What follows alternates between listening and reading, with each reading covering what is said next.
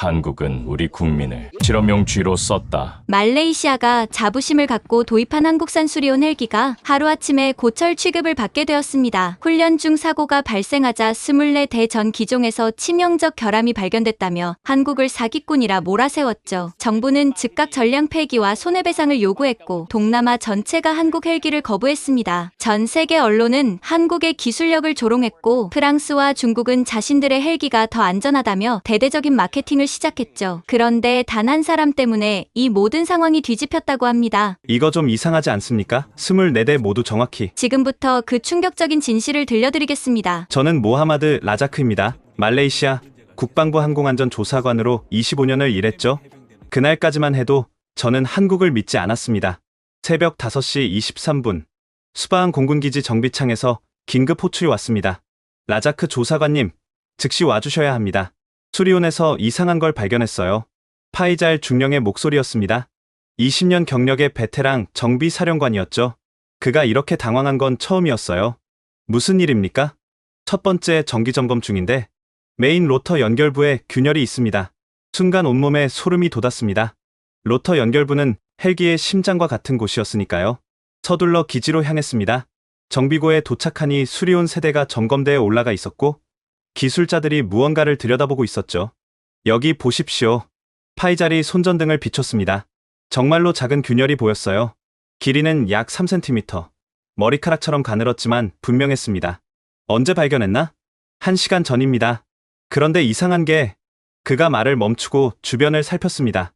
다른 2대에서도 정확히 같은 위치에 같은 균열이 있어요. 제 눈을 의심했습니다. 세대 모두 같은 위치에 같은 크기의 균열이라니 이건 우연이 아니었어요. 그때 급한 발소리가 들렸습니다. 한스리 아지즈 국방차관이었죠. 새벽인데도 정장 차림이었습니다. 라자크, 무슨 일인가? 상황을 설명하자 그의 얼굴이 굳어졌습니다. 정기점검에서 발견됐다고? 네, 차관님. 하지만 어제까지는 없었던 균열입니다. 그는 잠시 생각하더니 전화를 꺼냈습니다. 수리온에서 문제가 발견됐네? 자네가 우려한 대로야. 알 수 없는 통화였습니다. 나중에야 그게 에어버스 관계자였다는 걸 알게 됐죠. 차관님, 아직 정확한 원인이 뭐가 중요한가? 균열이 있다는 게 문제지. 그가 떠난 후 파이잘이 조용히 다가왔습니다. 조사관님, 뭔가 이상하지 않습니까? 무슨 뜻인가? 어제 새벽에도 정비고에 낯선 사람들이 왔었어요. 동양인들 같던데. 그는 CCTV를 가리켰습니다. 확인해봤는데 녹화가 안 되어 있더군요. 고장났다고 하는데 하필 그 시간만요. 뭔가 냄새가 났습니다. 하지만 증거가 없었죠. 다음날 아침 상황은 급변했습니다. 24대 전량 점검 결과 모두 같은 부위의 균열 발견. 언론이 대서특필했습니다. 죽음의 헬기, 수리온의 진실, 한국의 사기 마케팅에 속았다. 조종사들 비행 거부 선언, 국방부 회의실은 난리가 났습니다. 즉시 전량 운항 중지, 한국에 손해배상 청구하라, 계약 파기 검토. 저는 뭔가 잘못되고 있다고 느꼈습니다. 하지만 아무도 제 말을 듣지 않았죠. 그날 저녁 뜻밖의 전화가 왔습니다. 라자크 조사관님? 저는 정태준입니다. KAI 동남아 총괄이에요. 한국 사람이었습니다. 우리가 보낸 헬기에는 문제가 없습니다. 제발 다시 한번 조사해주세요. 증거가 있소? 저희 기술진이 분석하고 싶은데 접근을 막고 있어요. 뭔가 숨기는 게 있는 것 같습니다. 그의 목소리는 절박했습니다. 며칠 안에 전문가를 보내겠습니다. 이름은 송미래, 우리 최고의 정비 전문가예요. 제발 만나주세요. 전화를 끊고 고민에 빠졌습니다. 정말 한국 헬기의 문제일까? 아니면 창밖을 보니 정비고에 다시 불이 켜져 있었습니다. 이 시간에 누가 있는 걸까요? 조용히 정비고로 향했습니다. 그리고 충격적인 장면을 목격했죠. 검은 작업복을 입은 동양인 몇 명이 수리온 주변에서 뭔가 작업을 하고 있었습니다. 그들의 등에는 중국어가 적혀 있었어요. 중국항공공업 집단. 순간 모든 퍼즐이 맞춰지는 것 같았습니다. 하지만 그들을 붙잡기엔 이미 늦었죠. 제가 다가가자 그들은 재빨리 사라졌습니다. 다음날 아침, 더 충격적인 소식이 전해졌습니다. 인도네시아도 수리온 도입 취소. 태국, 한국 헬기 입찰 자격 박탈. 필리핀, 계약 재검토 선언. 동남아 전체가 한국을 배척하기 시작한 것입니다. 그때 저는 깨달았습니다. 이것은 단순한 헬기 결함 문제가 아니라 거대한 국제 음모라는 것을. 그리고 저는 그 진실을 파헤치기로 결심했습니다. 하지만 저는 아직 몰랐습니다. 이 음모가 얼마나 깊고 치밀하게 계획된 것인지를, 그리고 제가 며칠 후 만나게 될 한국인 전문가가 모든 것을 비바꿀 증거를 가져올 줄은 더더욱 몰랐죠. 사흘 후 아침 7시, 쿠알라룸푸르 국제공항에서 한국인 여성이 내렸습니다. 송미래였죠.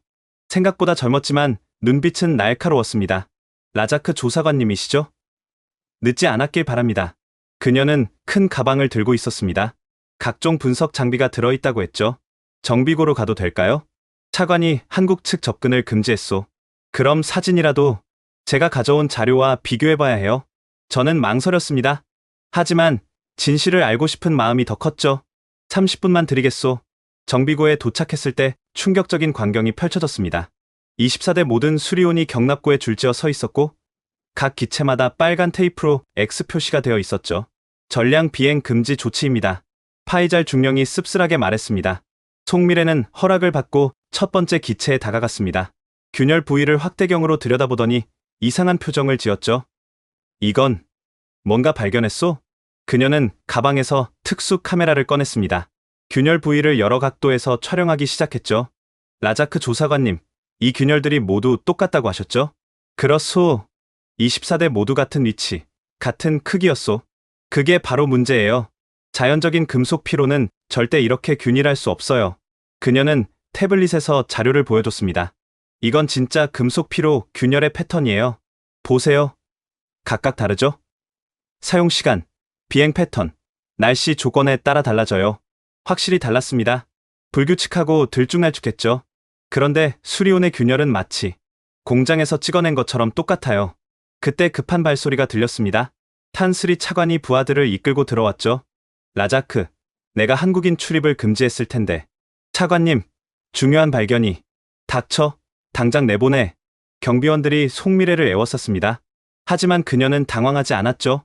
차관님, 혹시 이 균열이 누군가 의도적으로 만든 거라면 어떻게 하실 건가요? 무슨 헛소리를. 한국이 불량품을 보냈으면서 이제 와서 발뺌이냐? 그때 놀라운 일이 일어났습니다. 송미래가 가방에서 작은 기계를 꺼내 균열 부위에 대자 신호음이 울렸죠. 금속 스트레스 측정기예요. 진짜 피로 균열이면 주변 금속 조직이 약해져 있어야 하는데 기계 화면에 녹색 불이 들어왔습니다. 정상이네요. 균열 주변이 멀쩡해요. 이건 피로가 아니라 인위적 손상입니다. 차관의 얼굴이 붉어졌습니다. 어차피 균열은 균열이야. 위험한 건 마찬가지다. 바로 그때 파이잘 중령이 달려왔습니다. 차관님, 큰일 났습니다. 언론에서. 그는 스마트폰을 보여줬습니다. 충격적인 헤드라인이 떴죠. 속보 인도네시아 수리온도 동일 결함 발견. 베트남 긴급 점검 결과 같은 균열 확인. 동남아 수리온 100대 전량 결함? 차관의 표정이 더욱 밝아졌습니다. 이상하게도 기뻐하는 것 같았죠. 봐라. 한국 헬기가 얼마나 엉터리인지 이제 온 세계가 아는군. 하지만 저는 뭔가 이상함을 느꼈습니다.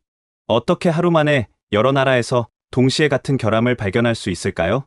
송미래도 같은 생각이었나 봅니다. 차관님, 이상하지 않으세요? 슈리온은 각국에 다른 시기에 납품됐어요. 운용 시간도 환경도 다른데 어떻게 똑같은 결함이. 닥치라고 했다. 차관이 소리쳤습니다. 경비, 이 여자를 당장 공항으로 데려가. 그리고 입국 금지 조치해. 송미래가 끌려가면서 제게 작은 메모리 카드를 떨어뜨렸습니다. 다행히 아무도 못 봤죠. 그날 오후 상황은 더욱 악화됐습니다. 국방부 긴급회의가 소집됐고 저도 참석했죠. 회의실 분위기는 살벌했습니다.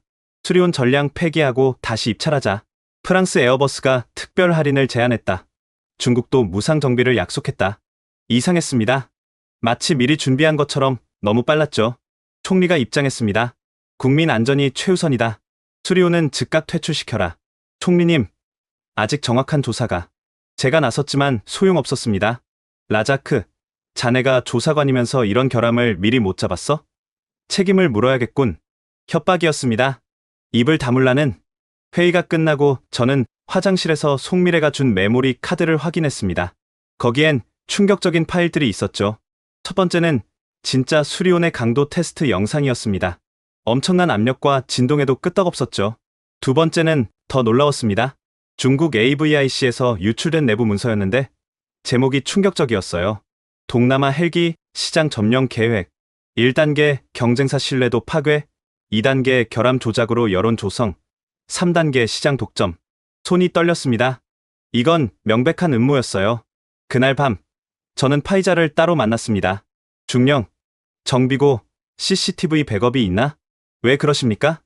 그날 새벽 중국인들이 뭘 했는지 알아야 해.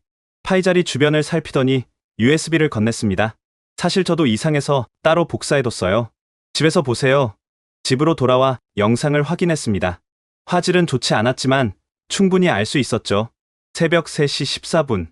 검은 옷의 동양인 4명이 정비고에 들어왔습니다. 그들은 각 수리온으로 흩어졌고 정확히 로터 연결부로 향했죠. 그리고 가방에서 뭔가를 꺼냈습니다. 공구처럼 보였어요. 약 5분간 작업을 하고는 재빨리 사라졌습니다. 증거였습니다. 그들이 균열을 만들었다는. 하지만 기쁨도 잠시, 불안이 엄습했습니다. 이런 거대한 음모를 고발하면 제가 무사할까요? 창밖을 보니 검은 차 한 대가 제 집 앞에 서 있었습니다. 감시당하고 있는 건가? 다음날 아침, 전 세계 언론이 일제히 한국을 공격하기 시작했습니다. 프랑스 르몽드, 아시아의 싸구려 헬기, 수리온의 몰락, 중국 환구 15, 한국 방산의 거품이 꺼지다, CNN, 동남아를 속인 K헬기의 진실. 특히 충격적인 건 BBC 다큐멘터리였습니다. 위험한 하늘, 한국 헬기의 비밀이라는 제목으로 1시간짜리 특집을 만들었죠. 사무실에서 동료들과 그 방송을 봤습니다. 경악스러웠어요. 한국은 충분한 테스트 없이 수리온을 수출했습니다. 이는 명백한 사기입니다. 영국인 항공 전문가라는 사람이 나와서 떠들었죠. 그런데 자막을 자세히 보니 에어버스 자문위원이라고 작게 써 있었습니다. 더 가관인 건 인터뷰 내용이었어요. 보세요. 이 균열을 한국이 얼마나 부실하게 만들었는지 알 수 있죠. 화면에 수리온 균열 사진이 크게 나왔습니다. 그런데 이상했어요. 우리가 찍은 사진이 아니었거든요. 각도도 달랐고 더 크게 보이도록 조작된 것 같았죠. 라자크, 저거 우리 사진 아니잖아? 파이잘도 알아챘습니다. 방송은 계속됐습니다. 이번엔 중국 전문가가 나왔죠. 우리 헬기는 30년간 무사고입니다. 한국과는 격이 다르죠. 거짓말이었습니다. 작년에 중국 헬기가 파키스탄에서 추락한 걸 저도 알고 있었으니까요. 그때 차관실에서 호출이 왔습니다. 라자크, 올라와. 차관실에는 뜻밖의 인물들이 있었습니다. 피에르 르노와 리창민이었죠. 라자크, 이분들이 특별 제안을 하셨네. 피에르가 번들거리는 미소를 지으며 말했습니다. 우리가 수리온을 무상으로 전량 교체해드리겠습니다. 최신 NH90 헬기로요. 조건이 뭡니까? 간단합니다. 한국 헬기의 결함을 공식 확인하는 보고서를 써주세요. 리창민이 거들었습니다. 우리도 정비 인력을 무상 지원하겠습니다. 10년간 무료로요. 터무니없는 제안이었습니다. 수십억 달러치를 공짜로? 뭔가 더 큰 이득이 있다는 뜻이었죠. 제가 왜 거짓 보고서를 써야 합니까? 거짓이 아니죠. 균열이 있는 건 사실 아닙니까? 피에르가 서류를 내밀었습니다. 여기 서명만 하면 됩니다. 그리고 그가 봉투를 테이블에 밀었습니다. 이건 조사관님 개인 연구비입니다. 스위스 계좌로 입금해드리죠. 저는 봉투를 밀어냈습니다. 관심 없습니다. 차관의 표정이 굳어졌습니다. 라자크, 현명하게 생각해. 가족도 있잖나. 협박이었습니다. 저는 아무 말 없이 나왔죠. 그날 오후, 더 충격적인 일이 일어났습니다. 아세안 국방장관 회의에서 한국 방산 제품 공동 퇴출이 논의됐다는 소식이 들려왔죠. 싱가포르 국방장관, 신뢰를 잃은 제품은 배제해야 합니다. 태국 국방장관, 우리 국민의 생명을 위험에 빠뜨릴 수 없습니다. 베트남 국방장관, 다른 대안을 찾아야 합니다. 마치 짜고 치는 고스톱 같았습니다. 저녁 뉴스는 더 가관이었어요. 한국 정부, 수리온 결함의 침묵, 책임 회피하는 한국 방산업체, 동남아의 분노, 한국은 사과하라. 그런데 이상한 점이 있었습니다. 한국 정부나 KAI의 반박이 전혀 보도되지 않았어요. 제가 아는 기자에게 전화했습니다. 왜 한국 측 입장은 안 내보내나? 라자크, 위에서 못 쓰게 해요. 한국 놈들 변명은 듣지 말라고. 언론까지 통제당하고 있었습니다. 그날 밤, 뜻밖의 이메일을 받았습니다. 발신자는 트루스시커 에프로톤다 네미였죠. 라자크 조사관님, 당신이 진실을 찾고 있다는 걸 압니다. 첨부 파일을 보세요. 첨부 파일을 열어보니 충격적인 문서들이 있었습니다. 첫 번째는 에어버스 내부 회의록이었어요. 수리온 제거 프로젝트. 코드명 아시아 탈환. 예산 5천만 유로. 목표. 2년 내 동남아 시장 완전 장악. 두 번째는 더 충격적이었습니다. 중국 AVIC와 에어버스의 비밀 협약서였죠. 동남아 시장 분할 협정, 한국 제품 공동 견제, 언론, 조작 및 로비 자금 분담. 세 번째 문서를 보고는 경악했습니다. 우리나라 고위 관료들의 뇌물수수 리스트였어요. 탄스리 아지즈, 500만 달러, 국방부 조달관, 200만 달러, 언론사 간부, 각 50만 달러. 손이 떨렸습니다. 이건 단순한 비즈니스, 경쟁이 아니었어요. 조직적인 범죄였죠. 하지만 누가 이런 자료를 보냈을까요? 그리고 믿을 수 있을까요? 다음날 아침, 또 다른 충격적인 뉴스가 터졌습니다. 한국 수리온, 유럽 안전 인증 취소 위기. 에어버스가 유럽항공안전청에 수리온의 안전성을 문제 삼았다는 거였죠. 이제 한국은 완전히 고립됐습니다. 동남아뿐만 아니라 전 세계적으로 매장당하고 있었어요. 점심시간, 구내식당에서 동료들의 대화를 들었습니다. 한국 놈들, 우리를 실험용으로 쓴 거야. 돈만 밝히는 것들. 사람 목숨은 안중에도 없어. 차라리 중국 헬기가 나아. 싸기라도 하지. 저는 반박하고 싶었지만 참았습니다. 이미 저도 의심받고 있었으니까요. 그때 파이잘이 조용히 다가왔습니다. 조사관님, 이거 보셨어요? 그가 보여준 건 인도네시아 정비사의 페이스북 게시물이었습니다.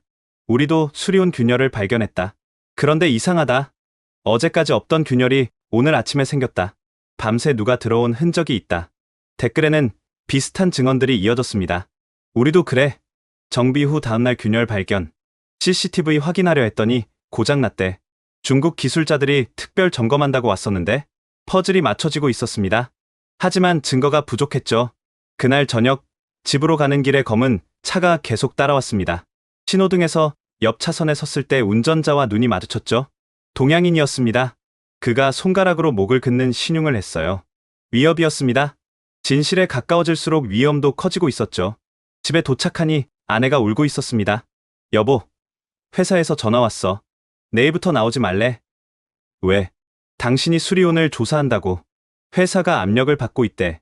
그들은 제 가족까지 건드리기 시작했습니다. 그날 밤, 저는 결심했습니다.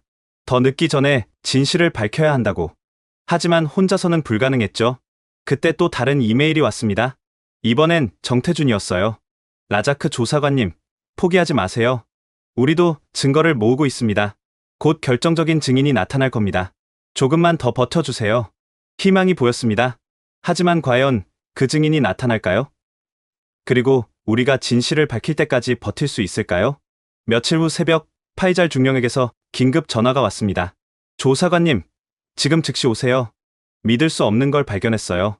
정비고에 도착하니 파이잘이 흥분한 표정으로 기다리고 있었습니다. 어제 제가 24대 균열을 전부 다시 측정했어요. 그런데 그가 보여준 데이터를 보고 저는 숨이 멎을 뻔했습니다. 모든 균열이 정확히 3.7cm, 오차가 0.1mm도 안 돼요. 그게 가능한가? 불가능하죠. 자연적인 균열은 절대 이렇게 정확할 수 없어요. 더 놀라운 건 다음이었습니다. 그리고 이거 보세요. 균열의 각도가 모두 정확히 47도예요. 24대 전부요. 이건 명백한 증거였습니다. 누군가 의도적으로 만들었다는. 게다가 균열 단면을 현미경으로 봤더니 파이잘이 사진을 보여줬습니다. 균열 가장자리가 너무 깨끗했어요. 금속 피로라면 들쭉날쭉해야 하는데 이건 마치 칼로 자른 것처럼 매끄러워요. 그때 정비고 문이 열렸습니다. 중국인 기술자 몇 명이 들어왔죠. 특별 점검 나왔습니다. 수상했습니다. 사전 통보도 없이. 누가 허락했소? 차관님 지시입니다. 그들은 각자 수리온으로 흩어졌습니다. 그런데 이상했어요. 점검이 아니라 뭔가를 설치하는 것 같았죠. 제가 다가가자 한 명이 막아섰습니다. 위험하니 떨어져 있으세요. 뭐가 위험한데? 그는 대답 대신 무전기로 중국어로 뭐라고 했습니다. 라자크라는 제 이름이 들렸어요. 불안한 마음에 몰래 동영상을 찍기 시작했습니다. 그들 중 한 명이 작은 기계를 꺼냈습니다. 끝이 뾰족한 펜 같았죠. 그걸 로터 연결부에 대고 뭔가를 했습니다. 지지직 작은 소리가 났어요. 그리고는 재빨리 다른 곳으로 이동했죠. 15분 후 그들이 떠났습니다. 저는 즉시 그들이 작업한 부위를 확인했어요. 놀랍게도 새로운 균열이 생겨 있었습니다. 역시 3.7cm, 47도 각도로. 파이잘, 이리 와보시오. 우리는 즉시 균열을 촬영하고 샘플을 채취했습니다. 이건 방금 만든 거예요. 금속이 아직 따뜻해요. 증거를 확보했습니다. 하지만 이걸 어떻게 공개해야 할까요? 그날 오후 뜻밖의 방문객이 찾아왔습니다. 안녕하세요. 전 프랑스 국영TV 기자예요. 수리온 특집을 준비 중인데 인터뷰 좀. 수상했습니다. 왜 하필 저를? 관심 없습니다. 한국 헬기의 문제점에 대해 말씀해 주시면 사례금을 드리죠. 역시 함정이었습니다. 나가세요. 그가 가고 나서 파이잘이 말했습니다. 저한테도 왔었어요. 한국을 비난하면 10만 달러를 준다고. 뭐라고 했소? 당연히 거절했죠. 그랬더니 협박하더군요. 가족을 생각하라고. 상황이 점점 위험해지고 있었습니다. 그날 밤 송미래에게서 암호화된 메시지가 왔습니다. 균열 샘플 분석 완료. 레이저 커팅 흔적 발견. 중국제 산업용 레이저 특징과 일치. 결정적 증거였습니다. 다음 날 저는 조용히 다른 동남아 국가 조사관들과 연락을 취했습니다. 인도네시아 조사관 우리도 이상한 점을 발견했어요. 모든 균열이 똑같아요. 태국 조사관 중국 기술자들이 와서 점검한 다음날 균열이 생겼어요. 베트남 조사관 CCTV를 확인하려 했더니 모두 삭제됐더군요. 모두가 같은 의심을 하고 있었습니다. 하지만 아무도 먼저 나서지 못했죠. 압력이 너무 강했으니까요. 그때 파이잘이 중요한 정보를 가져왔습니다. 조사관님, 이거 보세요. 6개월 전 에어버스가 우리 정부에 보낸 제안서예요. 문서를 읽어보니 충격적인 내용이 있었습니다. NH90 도입 시 특별 혜택, 30% 가격 할인 10년 무상 정비 정부 관계자 유럽 연수 프로그램 단, 경쟁사 한국 제품 운용 시 혜택 취소, 대놓고 한국을 견제하라는 내용이었죠. 이 제안을 거절한 직후부터 수리온 균열이 발견되기 시작했어요. 타이밍이 너무 절묘했습니다. 저는 지금까지 모은 모든 증거를 정리하기 시작했습니다. 1. 모든 균열의 크기와 각도가 동일. 2. 중국 기술자들의 심야 작업. 3. 레이저 커팅 흔적. 4. 에어버스의 사전 로비. 5. 동시다발적 언론 공격. 이것들을 연결하면 명백한 음모였습니다. 하지만 아직 부족했어요. 결정적인 증인이나 문서가 필요했죠. 그때 또 다른 이메일이 왔습니다. 트루스시커였어요. 내일 오후 3시 쿠알라룸푸르 센트럴역 북쪽 출구. 빨간 가방을 든 여자를 찾으세요. 누구일까요? 하지만 다른 선택이 없었습니다. 다음 날 약속 장소에 나갔습니다. 긴장되는 순간이었죠. 빨간 가방을 든 백인 여성이 나타났습니다. 30대 후반쯤 되어 보였어요. 라자크 조사관님? 누구시죠? 말이 뒤통입니다. 에어버스 전 품질관리팀장이었죠. 심장이 쿵쾅거렸습니다. 에어버스 내부자라니. 왜 저를? 더 이상 못 참겠어요. 그들이 하는 짓을 봐왔는데 양심이 허락하지 않아요. 그녀는 두꺼운 서류 봉투를 건넸습니다. 여기 모든 게 있어요. 수리온 제거 작전의 모든 것이. 봉투를 열어보니 엄청난 문서들이 있었습니다. 회의록, 이메일, 자금 흐름, 심지어 녹음 파일까지. 이걸 왜 제게? 당신이 유일하게 진실을 찾고 있으니까요. 다른 사람들은 모두 매수됐어요. 그녀는 급히 일어났습니다. 저는 이제 사라져야 해요. 그들이 저를 찾고 있어요. 부디 진실을 밝혀주세요. 그녀가 떠난 후 저는 서류를 살펴봤습니다. 첫 페이지부터 충격적이었어요. 프로젝트 드래곤 슬레이어, 한국 항공산업 제거 작전. 순간 등골이 오싹해졌습니다. 이건 단순한 비즈니스가 아니었어요. 전쟁이었죠. 말이 뒤풍이 준 문서를 하나씩 읽어나갔습니다. 첫 번째 파일은 6개월 전 회의록이었죠. 2025년 2월 15일 에어버스 아시아 전략회의, 의제 한국 수리온 견제 방안, 참석자 피에르 르노 아시아 총괄, 장링 마르탱 CEO 특별보좌관, 리창민 중국 AVIC 대표. 회의 내용이 충격적이었습니다. 피에르, 수리온이 동남아 시장을 잠식하고 있다. 가격도 저렴하고 성능도 우수하다. 장르익, 정상적인 경쟁으로는 이길 수 없다. 특단의 조치가 필요하다. 리창민, 우리도 같은 생각이다. 한국을 제거하면 시장을 나눠 가질 수 있다. 그들은 구체적인 계획을 세웠습니다. 1단계 각국 정부 관계자 포섭, 2단계 언론 매수 및 여론 조작, 3단계 기술적 결함 조작, 4단계 국제적 신뢰도 파괴. 예산도 어마어마했습니다. 총 1억 유로, 한화로 1,500억 원이 넘는 돈이었죠. 다음 문서는 더 충격적이었습니다. 우리나라 차관에게 보낸 제안서였어요. 탄스리 아지즈 귀하, 수리온 대신 NH90을 선택하시면 가격 40% 할인, 정가 3천만 달러에서 1,800만 달러. 차관님, 자녀 파리 항공대학 전액 장학금 부인 명예 프랑스 부동산 투자, 기회 스위스 계좌 자문 서비스. 노골적인 뇌물 제안이었습니다. 그런데 처음엔 차관이 거절했더군요. 감사하지만 이미 수리온 도입을 결정했습니다. 성능도 만족스럽고 가격도 합리적입니다. 에어버스는 당황했습니다. 그래서 플랜 B를 가동했죠. 다음 문서가 그 증거였습니다. 긴급 대응 방안. 한국 헬기의 기술적 결함을 만들어내야 한다. 실제가 아니어도 된다. 인식이 중요하다. 구체적인 실행 계획도 있었습니다. 중국 AVIC 기술팀 투입, 야간 작업으로 물리적 결함, 생성, 언론 동시 보도, 신뢰성 있는 매체 우선 활용, 전문가 동원, 월 10만 유로 지급, 심지어 가짜 전문가 명단도 있었어요.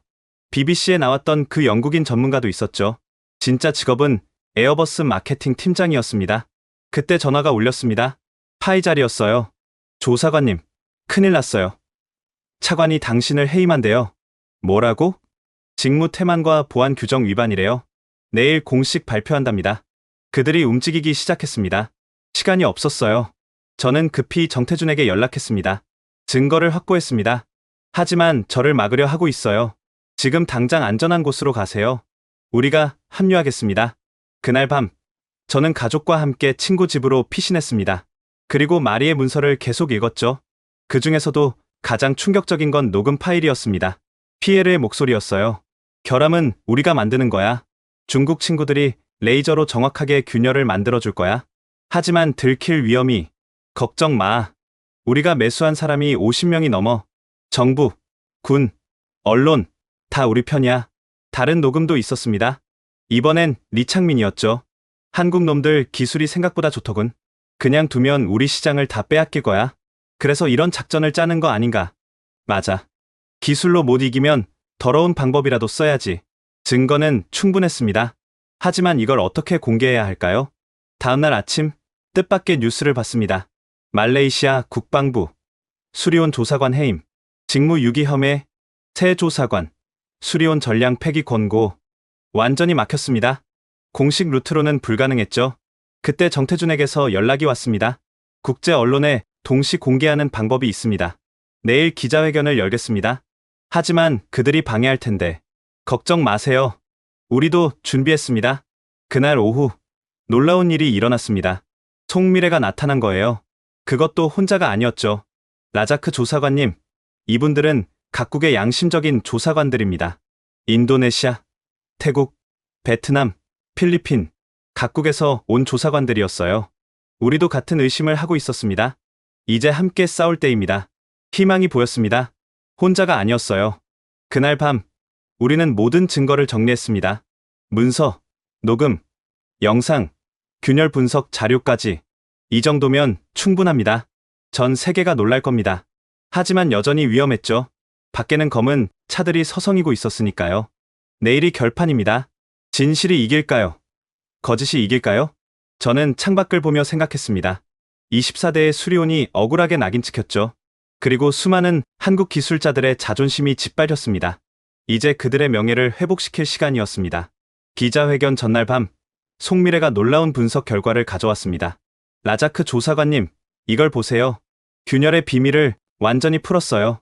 그녀는 노트북을 열고 3D 분석 화면을 보여줬습니다. 일반적인 금속 피로 균열은 이렇게 생겼어요. 불규칙하고 가지처럼 뻗어나가죠. 화면에 복잡한 균열 패턴이 나타났습니다. 그런데 수리온의 균열은 이래요. 완전히 달랐습니다. 일직선이었고 가장자리가 매끄러웠죠. 더 놀라운 건 이거예요. 균열 단면을 전자현미경으로 1000배 확대한 거예요. 화면을 확대하자 충격적인 모습이 나타났습니다. 보이시죠? 이 미세한 줄무늬들. 이건 레이저 커팅의 전형적인 흔적이에요. 태국 조사관이 물었습니다. 어떤 레이저를 사용한 건가요? 파장 분석 결과 1064나노미터 YAG 레이저예요. 산업용 정밀 커팅에 쓰는 거죠. 송미래가 다른 자료를 보여줬습니다. 그리고 이게 제일 중요한데, 균열 주변의 금속 조직을 분석했어요. 그래프가 나타났습니다. 정상적인 금속 피로라면 균열 주변 조직이 약해져 있어야 해요. 응력이 집중되니까요. 그런데 그래프는 정반대를 보여줬습니다. 균열 주변이 오히려 더 단단해요. 레이저 열로 순간적으로 녹았다가 식으면서 경화된 거죠. 인도네시아 조사관이 감탄했습니다. 이건 완벽한 증거네요. 누가 봐도 인위적 손상이에요. 송미래가 계속했습니다. 그리고 더 있어요. 24대 균열의 화학 성분을 분석했는데 새로운 데이터가 화면에 떴습니다. 모든 균열 가장자리에서 똑같은 물질이 검출됐어요. 산화 알루미늄이요. 그게 뭔데요? 레이저 커팅할 때 보조 가스로 쓰는 물질이에요. 자연 균열에서는 절대 나올 수 없죠. 베트남 조사관이 물었습니다. 그런데 왜 3.7cm로 정확히 맞췄을까요? 송미래가 문서를 꺼냈습니다. 그것도 알아냈어요. 에어버스 내부 문서에 있었어요. 문서에는 충격적인 내용이 있었습니다. 적정 균열 크기 3.5에서 4.0cm. 너무 작으면 발견. 어려움. 너무 크면 조작 의심. 각도 45에서 50도 자연 균열처럼 보이는 각도. 보세요. 그들이 정확히 계산해서 만든 거예요. 필리핀 조사관이 한숨을 쉬었습니다. 이렇게까지 치밀하게 계획했다니. 그때 파이잘이 뛰어 들어왔습니다. 큰일 났어요. 중국 기술자들이 또 왔어요.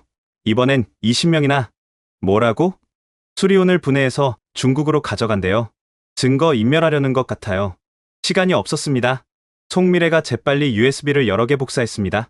각자 하나씩 가지세요. 그리고 다른 경로로 빠져나가요. 기자회견은? 예정대로 내일 오전 10시 쿠알라룸푸르 프레스 센터예요. 우리는 흩어졌습니다. 저는 송미래와 함께 움직였죠. 택시를 타고 가면서 송미래가 말했습니다. 사실 한 가지 더 발견한 게 있어요. 뭔가요? 그녀가 태블릿에서 사진을 보여줬습니다. CCTV 화면이었죠. 파이잘 중령이 복사해준 영상을 분석했어요. 중국 기술자들이 사용한 장비가 찍혔거든요. 화면을 확대하자 장비에 새겨진 모델명이 보였습니다. LCS3000. 중국 AVIC가 작년에 개발한 최신 레이저 커터예요. 확실한가요? 네. 그리고 이 장비는 수출이 금지된 군사 기술이에요. 민간에서는 구할 수 없죠. 이제 퍼즐이 완성됐습니다. 중국 정부가 직접 개입했다는 증거였으니까요. 호텔에 도착한 우리는 밤새 자료를 정리했습니다. 라자크 조사관님, 혹시 우리가 실패하면? 실패는 없어요. 진실은 반드시 승리합니다. 하지만 솔직히 두려웠습니다. 상대는 거대한 국제 기업과 정부들이었으니까요. 새벽 4시, 정태준에게서 연락이 왔습니다. 준비됐습니까? 네. 모든 증거를 확보했습니다. 좋아요. 그런데 한 가지 조심하세요. 그들이 마지막 수단을 쓸 수도 있어요. 마지막 수단이요? 물리력이요. 이미 프랑스 쪽에서 용병을 고용했다는 정보가 있어요. 등골이 서늘해졌습니다. 그래도 해야죠. 진실을 위해서. 전화를 끊고 창밖을 봤습니다. 동이 트고 있었어요. 몇 시간 후면 전 세계가 진실을 알게 될 것입니다. 과연 사람들이 믿어줄까요? 송미래가 커피를 건네며 말했습니다. 조사관님, 왜 이렇게까지 하세요? 말레이시아 사람인데 한국 편을 들어서 뭐가 좋아요? 저는 잠시 생각했습니다. 진실은 국적이 없으니까요. 그리고 제가 조사관이 된 이유가 진실을 밝히는 거였어요. 돈이나 권력이 아니라. 송미래가 미소를 지었습니다. 멋있으세요. 한국에도 조사관님 같은 분이 많았으면 좋겠어요. 아침 8시 우리는 프레스 센터로 출발했습니다. 택시 안에서 뉴스를 봤는데 벌써 소문이 나기 시작했더군요. 긴급 수리온 관련 중대 발표 예정, 말레이시아 전 조사관, 충격 폭로 예고. 하지만 동시에 반격도 시작됐습니다. 라자크, 정신병력 있었다. 한국에 매수된 조사관, 믿을 수 없는 음모론자. 그들이 선수를 쳤습니다. 하지만 이미 예상한 일이었죠. 프레스 센터에 도착하니 이미 기자들로 가득했습니다. CNN, BBC, NHK, 알자지라, 전 세계 언론이 모였더군요. 그런데 입구에서 문제가 생겼습니다. 라자크 씨는 출입 금지입니다. 경비원이 막아섰습니다. 저는 기자회견 발표자인데요. 위에서 지시가 내려왔습니다. 들어갈 수 없어요. 그때 정태준이 나타났습니다. 이분은 저희 측 증인입니다. 같이 들어가죠. 하지만 정태준이 무언가 보여주자 경비원이 비켜섰습니다. 나중에 들으니 한국 대사관에서 압력을 넣었다고 하더군요. 회견장에 들어서니 수백 명의 기자들이 우리를 주목했습니다. 단상에 오르기 전 정태준이 속삭였습니다. 뒤에서 뭔 일이 있어도 끝까지 하세요. 우리가 지킬게요. 무슨 뜻인지 곧 알게 됐습니다. 기자회견이 시작되자 저는 떨리는 목소리로 말했습니다. 오늘 저는 수리온 결함의 진실을 밝히겠습니다. 이것은 한국 헬기의 문제가 아니라 조직적인 국제 음모였습니다. 기자들이 웅성거렸습니다. 첫 번째 증거를 공개했습니다. 대형 화면에 CCTV 영상이 떴죠. 이것은 말레이시아 수바항 기지 정비고 영상입니다. 날짜를 보세요. 균열이 발견되기 하루 전입니다. 영상 속에서 검은 옷의 인물들이 움직였습니다. 새벽 3시 14분. 중국 기술자들이 들어옵니다. 그리고 화면을 확대했습니다. 한 기술자가 장비를 꺼내는 모습이 선명했죠. 이 장비를 보세요. LCS-3000 레이저 커터입니다. 중국 군사 기술인데 왜 민간 정비고에 있을까요? 더 충격적인 장면이 이어졌습니다. 3시 22분. 정확히 로터 연결부에 레이저를 쏩니다. 그리고 다음 장면에서 기술자가 자를 대고 길이를 재는 모습이 포착됐습니다. 균열 크기를 확인하고 있습니다. 3.7cm 맞추려고요. 기자들이 술렁였습니다. 프랑스 기자가 손을 들었습니다.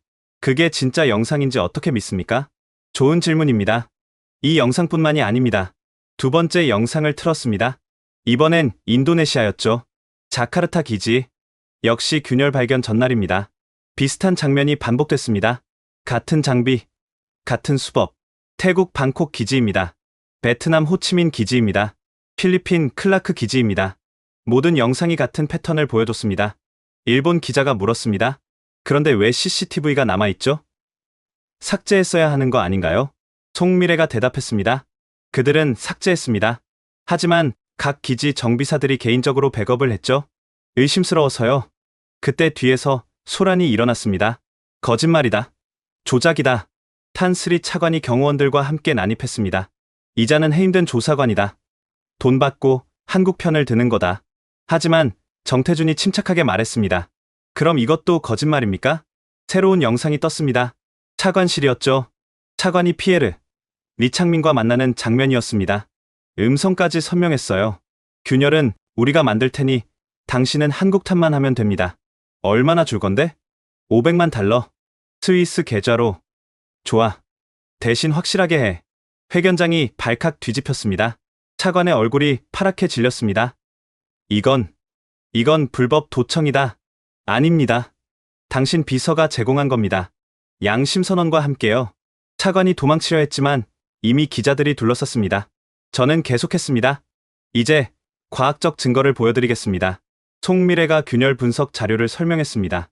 레이저 흔적, 화학 성분, 금속 조직까지. 이것은 100% 인위적 손상입니다. 자연 균열은 절대 이렇게 생길 수 없습니다. BBC 기자가 물었습니다. 그렇다면 왜 이런 음모를 꾸몄을까요? 말이 뒤풍의 문서를 공개했습니다. 프로젝트 드래곤 슬레이어, 한국 항공산업을 제거하고 동남아 시장을 독점하려는 계획이었습니다. 문서 내용이 화면에 떴습니다.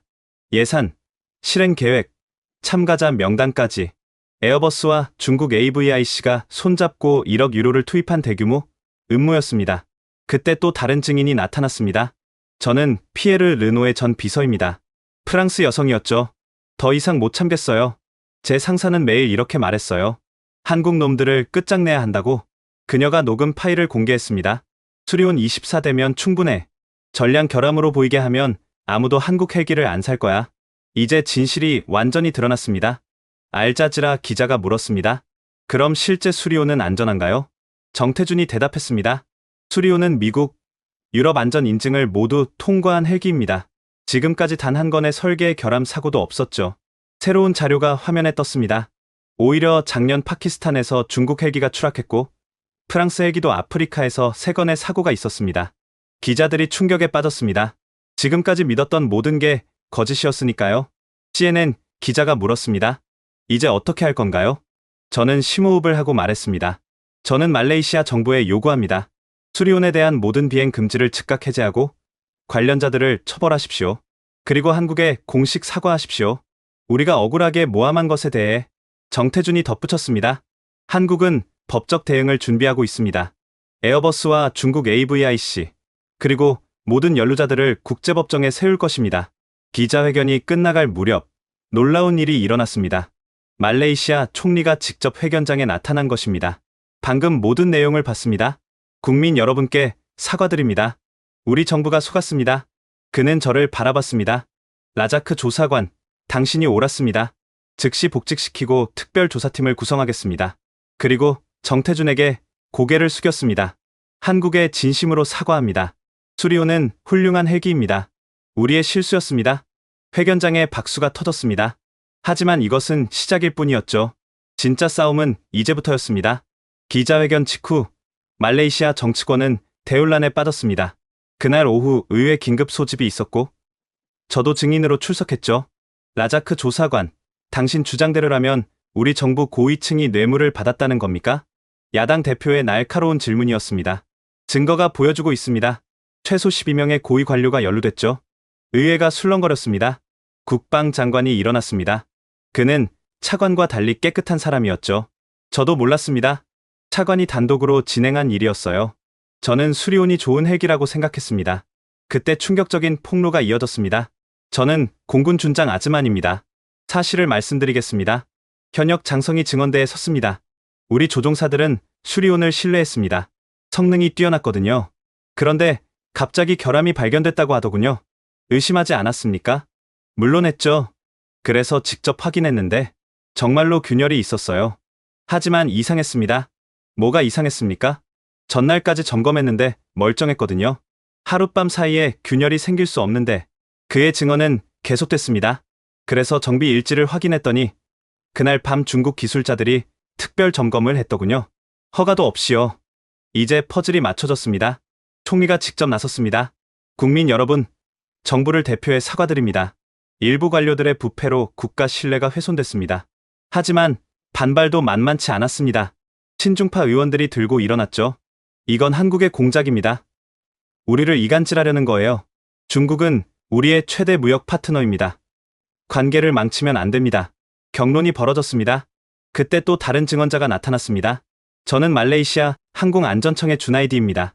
그는 서류 뭉치를 들고 있었습니다. 이건 지난 5년간 헬기 사고 통계입니다. 수리온은 단 한 건도 없었습니다. 자료가 화면에 떴습니다. 반면 중국 헬기는 우리나라에서만 3건의 사고가 있었죠. 은폐됐지만요. 증거가 있습니까? 여기 있습니다. 사고 보고서인데 기밀 도장이 찍혀 있죠. 왜 헬기 사고가 기밀일까요? 폭로는 계속됐습니다. 에어버스 헬기도 2건의 정비 결함이 있었습니다. 하지만 조용히 처리됐죠. 이제 진실이 명백해졌습니다. 그날 저녁 시민들이 거리로 나왔습니다. 진실을 원한다. 부패한 관료 처벌하라. 한국에 사과하라. 시위대 중에는 공군 조종사 가족들도 있었습니다. 우리 남편이 타는 헬기예요. 진짜 안전한 걸 타게 해주세요. 한 조종사 부인이 울면서 말했죠. 정부는 결단을 내려야 했습니다. 다음날 아침 총리가 특별 담화를 발표했습니다. 수리온 전량 운항을 즉시 재개합니다. 부패 관료들을 전원 구속 수사합니다. 한국 정부의 공식 사과 특사를 파견합니다. 하지만 반격도 시작됐습니다. 그날 오후 제 사무실에 검은 봉투가 배달됐습니다. 당신 가족 조심해. 애들 학교 알고 있어. 협박장이었습니다. 파이잘도 비슷한 협박을 받았죠. 내일까지 증언 철회해. 안 그러면 너의 비리를 폭로한다. 하지만 우리는 굴복하지 않았습니다. 오히려 더 많은 사람들이 합류했죠. 저는 말레이시아 항공사 정비팀장입니다. 저도 증언하겠습니다. 저는 세관 직원입니다. 중국이 불법 장비를 들여온 걸 봤습니다. 저는 언론사 기자입니다. 우리도 속았습니다. 진실을 보도하겠습니다. 양심의 연대가 시작된 것입니다. 그런데 뜻밖의 지원군이 나타났습니다. 저는 싱가포르 국방부 관계자입니다. 우리도 비슷한 압력을 받았습니다. 저는 인도네시아에서 왔습니다. 우리도 진실을 밝히겠습니다. 동남아 전체가 들고 일어났습니다. 사흘 후 아세안 긴급 정상회의가 열렸습니다. 그리고 충격적인 결정이 내려졌죠. 에어버스와 중국 AVIC를 아세안 전체에서 퇴출한다. 한국과 방산 협력을 강화한다. 부패 방지 특별법을 제정한다. 대반전이었습니다. 그날 밤 정태준이 전화를 했습니다. 라자크 조사관님, 정말 감사합니다. 당신이 아니었으면 불가능했어요. 저야말로 감사합니다. 진실을 알려주셔서요. 이제 시작입니다. 함께 더 나은 미래를 만들어요. 하지만 전쟁은 끝나지 않았습니다. 프랑스와 중국이 가만히 있을 리 없었으니까요. 아세안의 결정 직후 국제사회가 들썩이기 시작했습니다. 유엔 산하 국제민간항공기구 ICAO가 특별 조사를 선언했죠. 항공 안전을 위협하는 중대한 범죄입니다. 철저히 조사하겠습니다. 하지만 프랑스와 중국의 반격도 시작됐습니다. 프랑스 외교부, 근거 없는 음해입니다. 법적 대응하겠습니다. 중국 외교부 말레이시아가 미국의 압력에 굴복했습니다. 그런데 뜻밖의 곳에서 지원이 왔습니다. 우리는 독일 항공 전문가 그룹입니다. 증거를 검토했는데 명백한 조작입니다. 일본 항공안전위원회도 같은 결론입니다. 호주도 수리온 도입을 재검토하겠습니다. 전 세계가 진실편에 서기 시작했습니다. 일주일 후 쿠알라룸푸르에서 역사적인 기자회견이 열렸습니다. 아세안 10개국 대표와 한국 대표단이 한자리에 모였죠.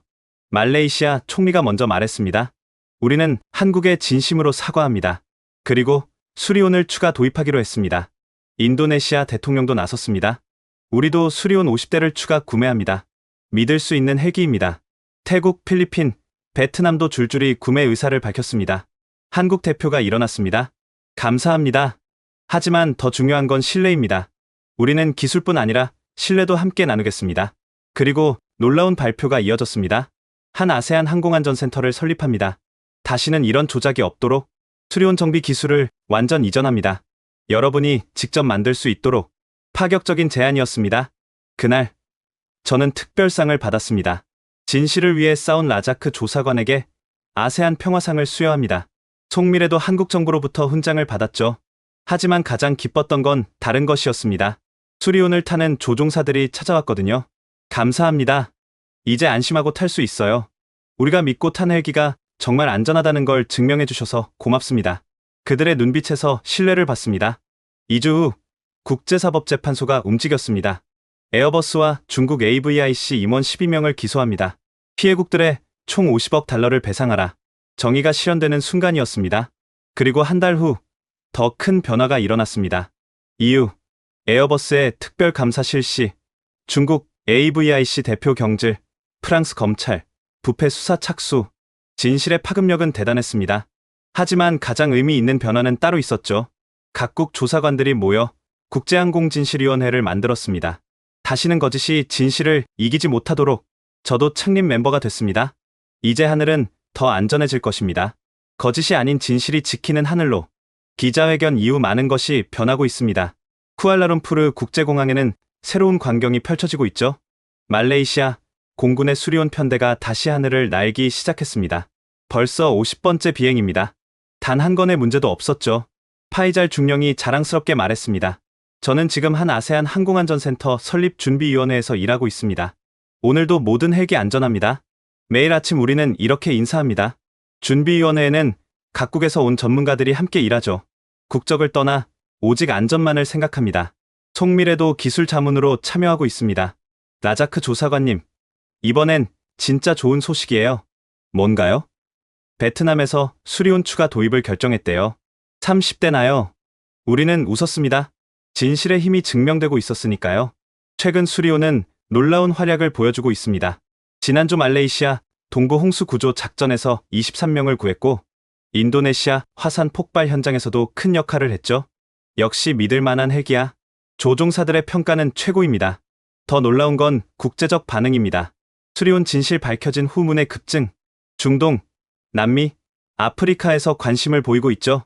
왜일까요? 기술력도 있지만 더 큰 이유가 있습니다. 한국은 거짓말하지 않는다. 이 사건이 오히려 한국의 신뢰를 높인 것입니다. 그 사건의 범인들은 현재 수사와 재판을 받고 있습니다. 피에르 르노, 프랑스에서 구속 수사 중 리창민, 중국에서 조사 중 탄스리 전 차관, 말레이시아에서 재판 진행 중.